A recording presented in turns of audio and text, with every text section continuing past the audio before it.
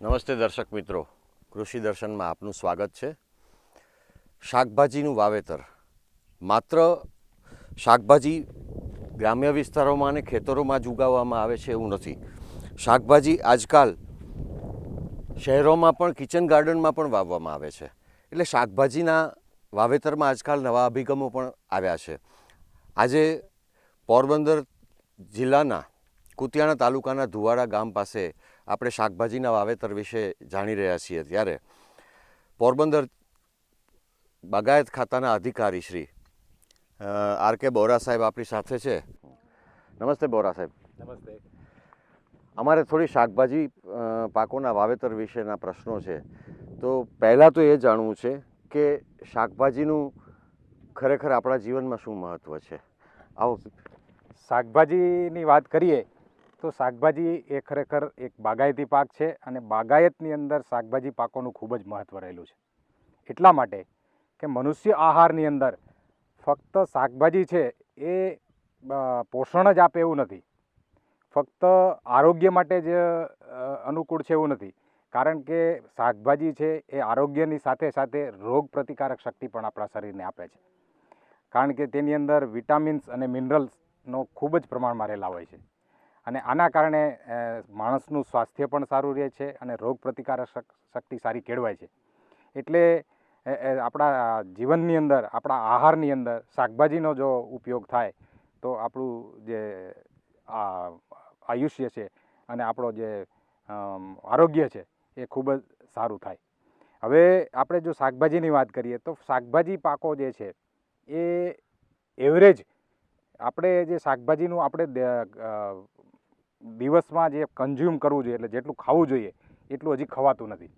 ભારત દેશની અંદર માથા દીઠ એક માણસે 285 ગ્રામ જેટલું ખાવું જોઈએ. એની જગ્યાએ આપણે ફક્ત 170 ગ્રામ જેટલું જ ખાઈએ છીએ, એટલે ઘણું બધું નીચું છે. હવે આ આપણે જો આપણું કન્ઝપ્શન આહારની અંદર વધારવું હોય તો એનું ઉત્પાદન વધારવું પડે અને દિવસે દિવસે જોશો તો આપણા અહીંયા ઘણા બધા સ્કોપ પણ રહેલા છે અને શાકભાજીના વાવેતર પણ વધતા જાય છે. આપણા ગુજરાતની અંદર લગભગ 5 લાખથી વધારે હજાર હેક્ટરની અંદર અહીંયા શાકભાજીનું વાવેતર થાય છે અને એનું ઉત્પાદન પણ વર્ષો વર્ષ વધતું જાય છે. અને ખેડૂતોનો આ તરફ વળવાના કારણ પણ એવું છે કારણ કે શાકભાજી પાક છે એ ટૂંકા ગાળાની અંદર અને એકમ વિસ્તારની અંદર વધુ ઉત્પાદન આપતો પાક છે.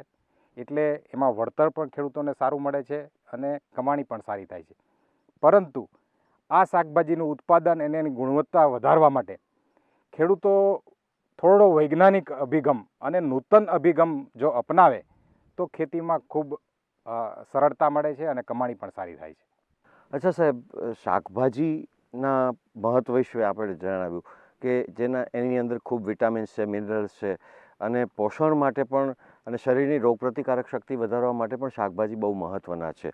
પણ શાકભાજીનું વાવેતર કરવું હોય તો એની પસંદગી વખતે શું કાળજી લેવી જોઈએ?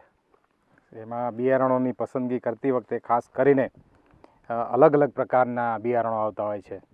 કેવું ઉત્પાદન આપે છે, એની રોગ પ્રતિકારક શક્તિ કેવી છે.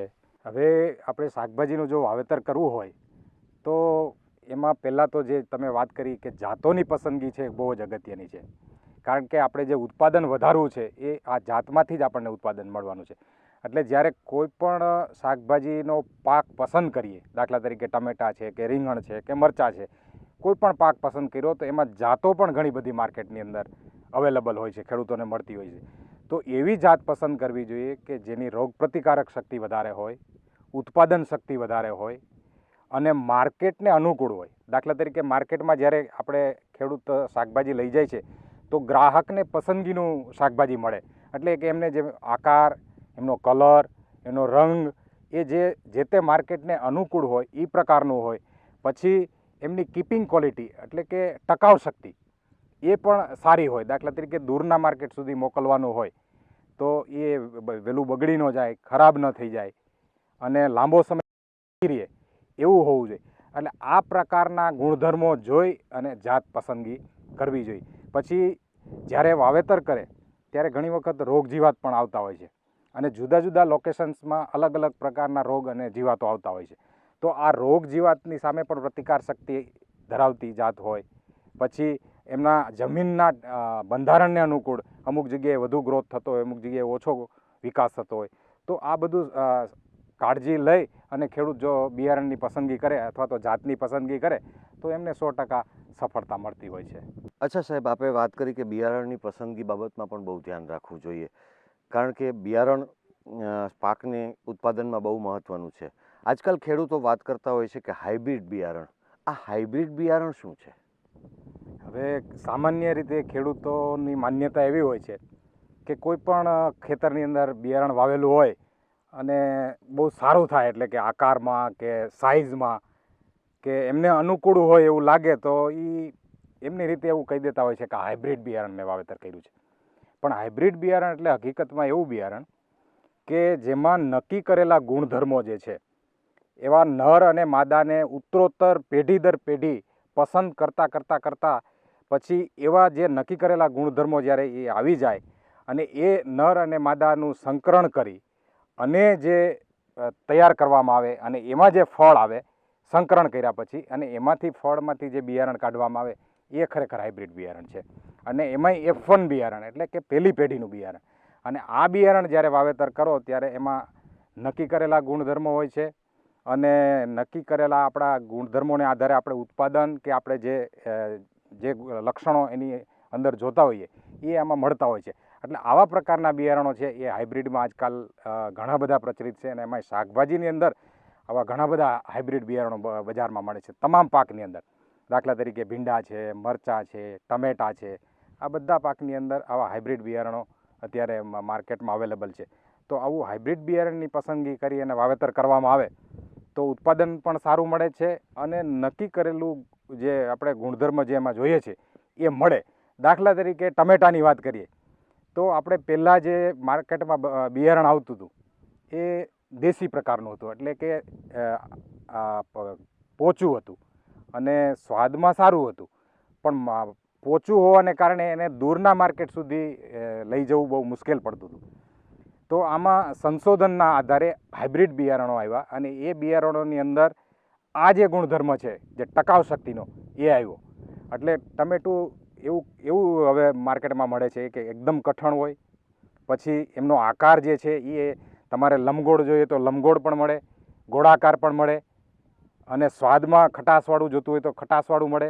રોગ પ્રતિકારક શક્તિ પણ સારી હોય છે, ટકાઉ પણ શક્તિ સારી હોય છે.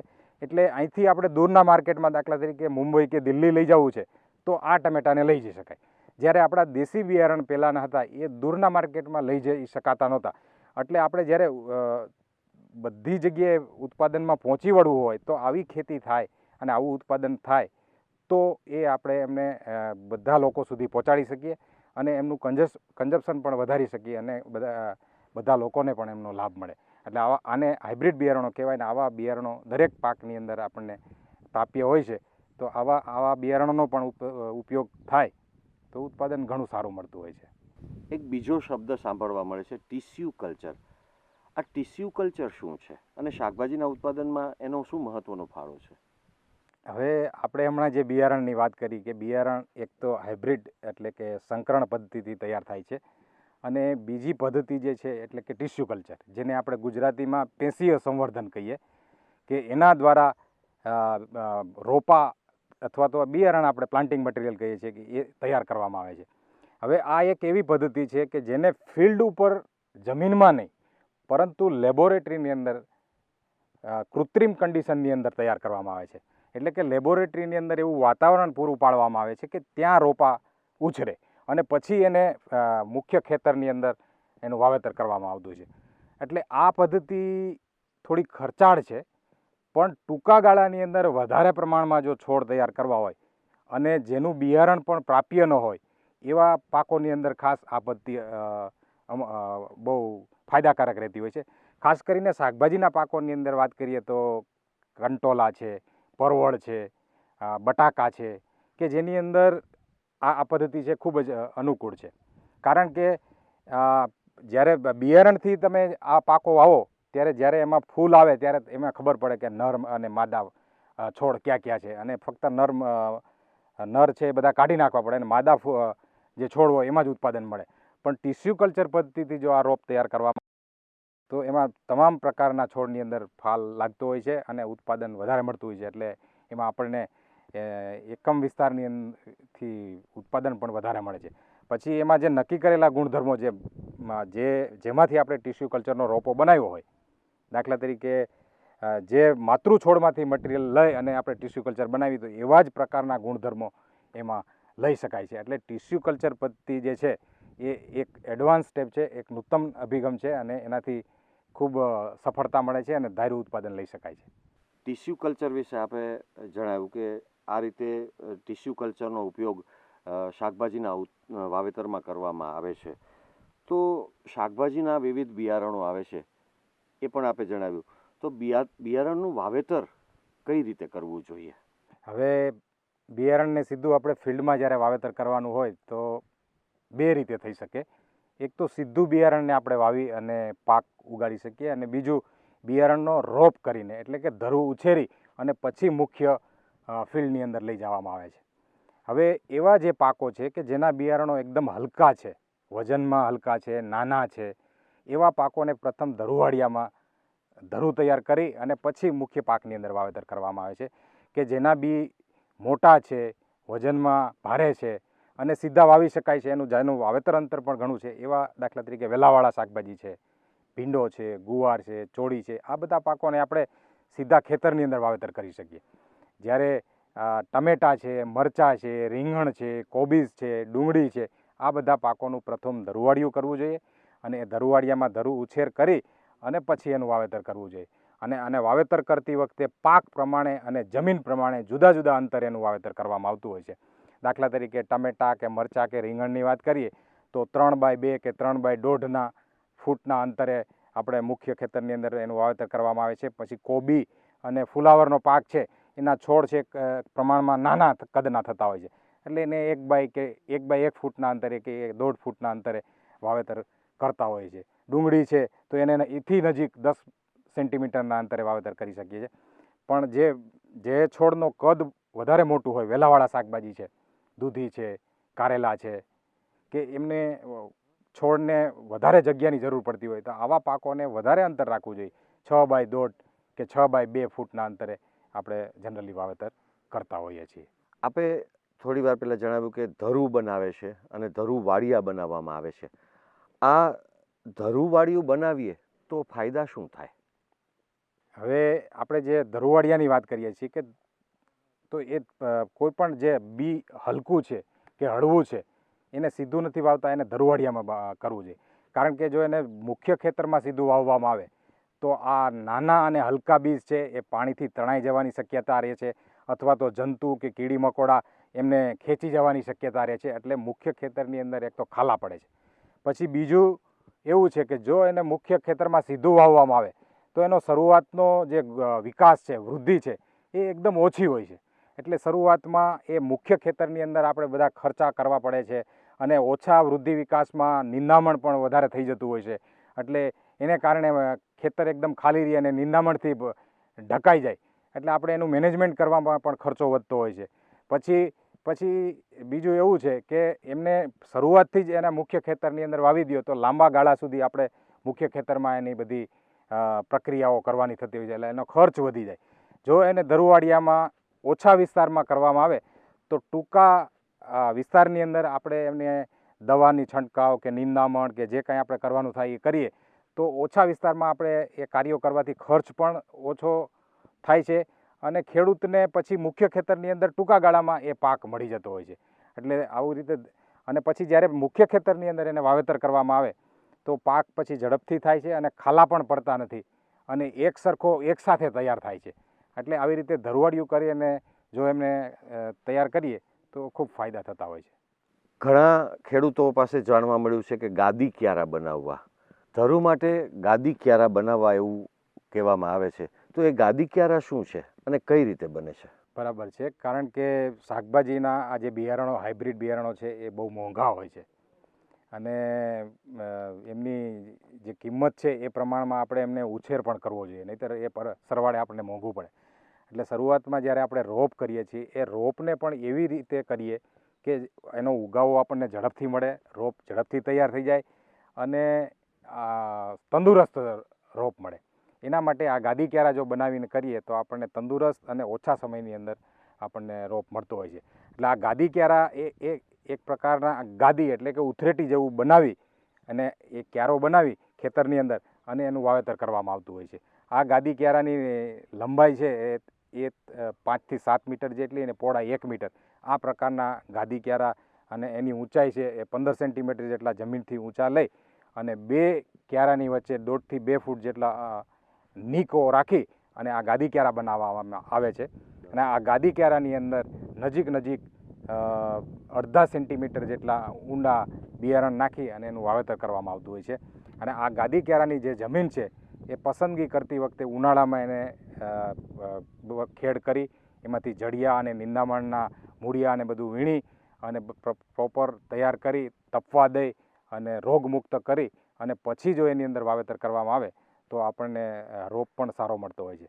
બીજું કે આ વાવતા પહેલાં એને રાબિંગ નામની ટ્રીટમેન્ટ એટલે કે એ જે જગ્યા પસંદ કરેલી હોય એમાં સૂકું ઘાસ કે ભૂસું પાથરી અને પવનની વિરુદ્ધ દિશામાં જો સળગાવવામાં આવે તો ધીમા તાપે જો સળગે તો એની અંદરથી નુકસાનકારક જે જીવાતો છે, પછી નિંદામણના બિયારણો છે, આ બધું નાશ પામતું હોય છે. અને આપણે એ જગ્યાને રોગમુક્ત અને જંતુમુક્ત કરી શકીએ એટલા માટે આવી ટ્રીટમેન્ટ આપી અને પછી જો એમાં આ પ્રકારના ગાદી ક્યારા બનાવી અને વાવેતર કરીએ તો તંદુરસ્ત અને સારા રોપ મળતા હોય છે. શાકભાજીનું વાવેતર કરવા માટે જે આપણે માહિતી આપી, પણ એક મહત્ત્વનો પ્રશ્ન એ છે કે જમીનની પસંદગી. તો જમીનની પસંદગી કઈ રીતે કરવી ને કઈ જમીનમાંથી વધુ ને વધુ ઉત્પાદન શાકભાજીનું મેળવી શકાય? આ પણ ખૂબ જ અગત્યનો પાક છે, કારણ કે આપણે જ્યારે પાક જે વાવવાનો છે એ મૂળ જમીનની અંદર વાવવાનો છે. એટલે એ જમીન કેવી હોવી જોઈએ અને એની તૈયારી કેવી રીતે કરવી એ બહુ અગત્યનું છે. હવે કોઈ પણ જમીન આપણે જે પસંદ કરી એ ફળદ્રુપ, સારી નિતાર શક્તિ ધરાવતી અને પાણી ભરાઈ ન રહે એવી જમીન આપણે જો પસંદ કરીએ તો એ પાકને વધારે અનુકૂળ આવતી હોય છે. અને એનો પીએચ આંક એટલે કે એ જે પીએચ આંક જે છે એ અમ્લતાનો આંક જે છે એ 6.5 થી 7.5ની વચ્ચે જો જળવાયેલો હોય તો એ વધારે પાકને અનુકૂળ આવતો હોય છે. એમાં વૃદ્ધિ વિકાસ પણ સારા થાય અને ક્ષારોનું પ્રમાણ પણ બહુ ન હોય. એટલે આવા પ્રકારની જમીન છે એ પસંદ કરવી જોઈએ. અને આવી જમીનને વાવેતર કરતાં પહેલાં ઊંડી ખેડ કરી આડાવડા રાંપ 2-3 વખત મારી સારું કોહવાયેલું દેશી ખાતર ભેળવી અને જમીનને બરોબર તૈયાર કરવામાં આવે છે. અને આ તૈયાર કરેલી જમીનમાં પછી કાં તો બિયારણને સીધું અથવા તો રોપ કરીને એમાં એનું વાવેતર કરવામાં આવે છે. આપણે ત્યાં જુદી જુદી ઋતુઓમાં સીમિત સિંચાઈની પદ્ધતિઓ આપણી પાસે અવેલેબલ છે.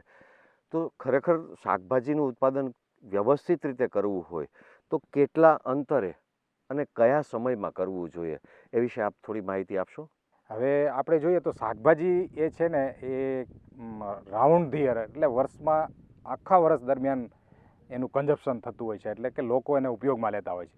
એટલે બજારની અંદર શાકભાજી કાયમ મળતા રહે એ બહુ જરૂરી છે અને એમને કાયમી એનો ઉપયોગ રહેલો છે.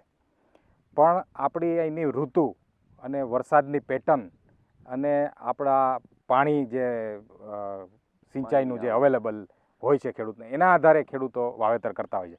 એટલે સામાન્ય રીતે આપણે 3 સિઝન જે શિયાળુ, ઉનાળુ અને ચોમાસું આ ઋતુમાં જે શાકભાજી વાવતા હોય તો જૂન, જુલાઈ, ઓક્ટોબર, નવેમ્બર અને જાન્યુઆરી, ફેબ્રુઆરી આ મહિનાઓની અંદર સામાન્ય રીતે શાકભાજીનું ખેડૂતો વાવેતર કરતા હોય છે.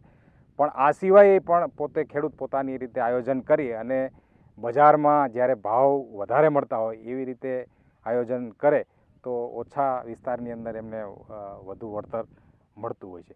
એટલે આવી રીતે એનું વાવેતર કરવામાં આવે છે. આપણે કહ્યું કે શાકભાજીઓ જુદા જુદા પ્રકારના હોય છે, એમાં એક વેલાવાળા શાકભાજી પણ થાય છે.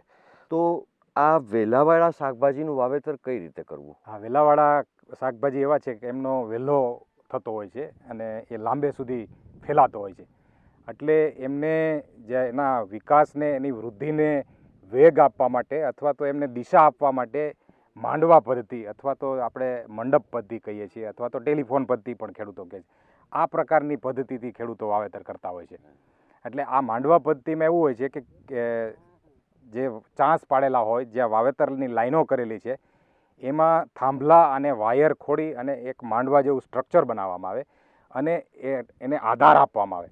એટલે વેલો છે એ આધાર ઉપર ચડે અને એનો વિકાસ અને વૃદ્ધિ થાય અને એને આધારે એ ફેલાય. એટલે વૃદ્ધિ વિકાસ વધારે થાય એટલે એનું ઉત્પાદન પણ વધારે મળે છે. અને બીજું કે એમાં જે ફળો, વેલાવાળા શાકભાજીની અંદર ફળો આવતા હોય છે, એ ફળો લટકતા રહીએ એટલે એમને એનો શેપ એટલે કે એનો આકાર પણ સારો મળે, કલર પણ જળવાઈ રહે અને એ આકર્ષક થાય એટલે બજારની અંદર ભાવ પણ સારા મળે. પછી બીજું કે આ ઉપરની તરફ ખુલ્લા પથરાયેલા હોય છે વેલા, એટલે એમાં રોગજીવાત પણ આવવાની શક્યતાઓ ઓછી રહી છે. એટલે રોગજીવાત ઓછા આવે છે, પછી એના ભાવ પણ સારા મળે છે અને ઉત્પાદન પણ વધુ મળે છે. એટલે આ માંડવા પદ્ધતિ છે એ ખાસ કરીને વેલાવાળા શાકભાજી અને ટમેટાં અને મરચાંની અંદર જો અપનાવીએ તો એમાં ખેડૂતોને ખૂબ સારો ફાયદો થતો હોય છે. અને બાગાયત ખાતું આ માંડવા પદ્ધતિમાં સહાય પણ આપે છે. એમાં સામાન્ય ખેડૂતોને 50% અને અનુસૂચિત જાતિના ખેડૂતોને 75% સુધી એની ખર્ચની જે મર્યાદામાં એમને સહાય આપવામાં આવે છે બાગાયત ખાતા તરફથી. એટલે એ ખેડૂતો માટે ખૂબ સારી બાબત છે. એક સામાન્ય પદ્ધતિ આજકાલ સિંચાઈમાં અપનાવવામાં આવી રહી છે, ટપક પદ્ધતિ. તો ટપક પદ્ધતિ શું છે અને શાકભાજીના વાવેતરમાં એનો શું મહત્વનો ફાળો છે? એ પણ એક નવીન અભિગમ છે કે આજકાલ આપણે ખેડૂતો પાણીને રેલાવીને આપતા હોય છે, જેને આપણે ફ્લડ ઇરિગેશન કહીએ. સીધા ક્યારા બનાવી અને પાણી આપવામાં આવે છે. ખરેખર છોડને એમના સતત ભેજની જરૂર હોય છે જમીનની અંદર. એને એકસાથે એટલું બધું પાણી આપી દેવાથી ઉત્પાદન વધારે મળી જાય છે કે એવું નથી. પણ આપણે ખેડૂતો પાસે પહેલાં આવી સિસ્ટમ નહોતી, આવો અભ્યાસ નહોતો, એટલે આ પદ્ધતિથી આપણે ખેતી કરતા હતા. પણ જેમ જેમ વિજ્ઞાન આગળ વધતું ગયું, સંશોધનો થતા ગયા અને આપણને ખ્યાલ આવતો ગયો, એમ આવી એક નવીનતમ ટેકનોલોજી કે જેને આપણે ટપક સિંચાઈ પદ્ધતિ કહીએ છીએ, આનો વિકાસ થયો અને આ અસ્તિત્વમાં આવી. એટલે આ કોઈ પણ પાક માટે છે ને ટપક પદ્ધતિ છે સારામાં સારી પદ્ધતિ છે. દરેક પાક માટે અનુકૂળ છે. એમાંય શાકભાજીના પાકો માટે તો ટપક પદ્ધતિ બહુ સારી છે. હવે આ ટપક પદ્ધતિના ફાયદાની વાત કરીએ ને તો એક તો ઓછા પાણીએ વધારે પાક થાય. તમારી પાસે લગભગ અડધો કલાક જેટલું જો કૂવાની અંદર મોટર ચાલતી હોય કે મશીન ચાલતું હોય એટલું પાણી હોય તો 5-7 વીઘાની અંદર જો પિયત કરવું હોય તો આ ટપક પદ્ધતિથી થઈ શકે. એટલે ઓછા પાણીથી વધારે પાક થઈ શકે એ બેઝિક અને સારામાં સારો ફાયદો છે. એ તો છે જ. આથી વિશેષ શું તો કે ટપક પદ્ધતિથી જે પાક પકાવવામાં આવે ને એમાં ઉત્પાદન પણ વધારે મળે છે, કારણ કે સતત ભેજ એમને મળી રહે જમીનની અંદરથી. એટલે અને બીજું જમીન છે એ પોચી રહે એટલે મૂળનો વિકાસ પણ સારો થાય, રોગજીવાત પણ ઓછા આવે અને જમીનની બધી જ જગ્યાએ પાવામાં આવતી નથી એટલે વચ્ચે જે જગ્યા પડી છે એમાં ઘાસ પણ થતું નથી, નિંદામણ થતું નથી. પછી જે ટપક છે એમાં પાણીની સાથે સાથે આપણે ખાતર પણ આપી શકીએ, દવાઓ પણ આપી શકીએ, એટલે એના ખર્ચાઓ પણ ઘટે છે. પાણી વાળવાના ખર્ચ ઘટે છે, પાણી ઓછું જોઈએ છે એટલે એના ખર્ચ ઘટે છે. એટલે ખર્ચ પણ ઘટે છે, ઉત્પાદન વધુ મળે છે, ઉત્પાદન સારું અને ગુણવત્તાવાળું મળે છે. એટલે ઘણા બધા ફાયદા રહેલા છે. એટલે ખેડૂતો જો આ પદ્ધતિ અપનાવે તો એમાં 100% ફાયદો થાય છે. અને ખેડૂતોને જે શરૂઆતમાં જે ઇન્વેસ્ટમેન્ટ કરવું પડે છે, ખર્ચ થાય છે, એમાં 50% સુધી સરકાર સબસિડી. એટલે આ પદ્ધતિ જો અપનાવી અને શાકભાજીની ખેતીમાં જો ટપક સિંચાઈ કરવામાં આવે તો ખૂબ ફાયદા થાય છે.